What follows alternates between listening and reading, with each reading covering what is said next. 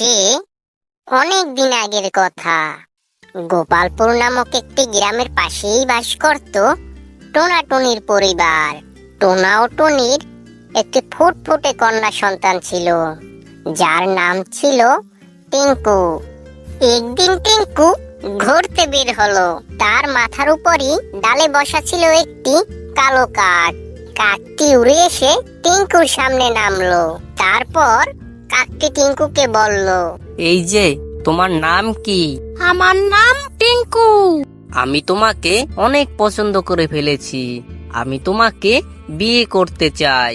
তুমি নও একদম ভালো, তোমার গায়ের রং অনেক কালো। আমি তোমাকে কোনো মতেই বিয়ে করব না।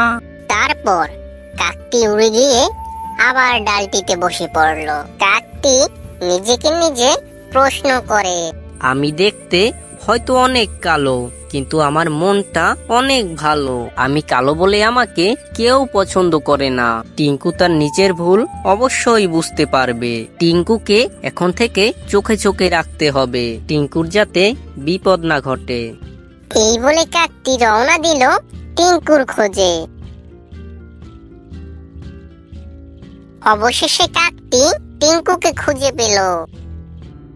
হঠাৎ সেখানে চলে আসলো একটি দুষ্ট শিয়াল। শিয়ালটি টিঙ্কুকে বলল, টিঙ্কু টিঙ্কু, চলো আজকে আমরা জঙ্গল থেকে ঘুরে আসি। না বাবা, আমি জঙ্গলে যাব না। শুনেছি জঙ্গলে নাকি ভয়ঙ্কর পশুরা থাকে। আমি যখন তোমার সঙ্গে আছি তোমার কিছুই হবে না। আমি থাকতে তোমার কোনো ভয় নেই। চলো, যখন এত করেই বলছো। তারপর টিঙ্কু ও শিয়ালটি রওনা দিল জঙ্গলের দিকে। কাকটিও তাদের সঙ্গে সঙ্গে উড়ে গেল।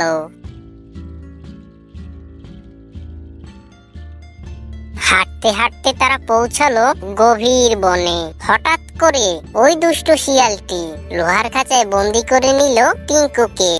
এই যে টিঙ্কু, তোকে আমি আজকেই খাবো। ওরে দুষ্ট শিয়াল, তুই আমাকে ছেড়ে দে। কে কোথায় আছো, আমাকে বাঁচাও, বাঁচাও। ওই গ্রামেই বাস করত বাঘ মামা। বাঘ মামা ছিল খুব সৎ ও নিষ্ঠাবান। হঠাৎ কাকটির মনে পড়ে গেল ওই বাঘ মামার কথা। না না, আর দেরি করা যাবে না, এখনই যেতে হবে বাঘ মামার কাছে। তারপর বাঘ মামার কাছে গিয়ে ওই কালো কাকটি সব ঘটনা খুলে বলল। তারপর সেখানে গিয়েই শিয়ালকে আচমকা হামলা করলো। অবশেষে শিয়ালটির মৃত্যু ঘটলো। তারপর টিঙ্কু তার নিজের ভুল বুঝতে পারলো। তুমি আমাকে ক্ষমা করে দাও। তোমাকে কালো বলে আমি অনেক অপমান করেছি। আজকে তোমার জন্যই আমি আমার প্রাণ ফিরে পেলাম। তুমি আমাকে ক্ষমা করে দাও। তুমি যে তোমার নিজের ভুল বুঝতে পেরেছো, সেটাই বড় কথা। তারপর টিঙ্কু ও কালো কাকটি বিয়ে করলো। তারা সুখে শান্তিতে দিন কাটাতে লাগলো। নীতি কথা, কালো বলে আমরা কাউকে অপমান করব না, কারণ বিপদে পড়লে তারাই আগে এগিয়ে আসে। ছোট্ট বন্ধুরা, তোমরা দেখছো গল্প। ভিডিওটি ভালো লাগলে অবশ্যই একটি লাইক দিয়ে যাবে। আর তোমরা যারা আমাদের চ্যানেলটি এখনো সাবস্ক্রাইব করোনি, তারা আমাদের চ্যানেলটি ফটাফট সাবস্ক্রাইব করে দাও।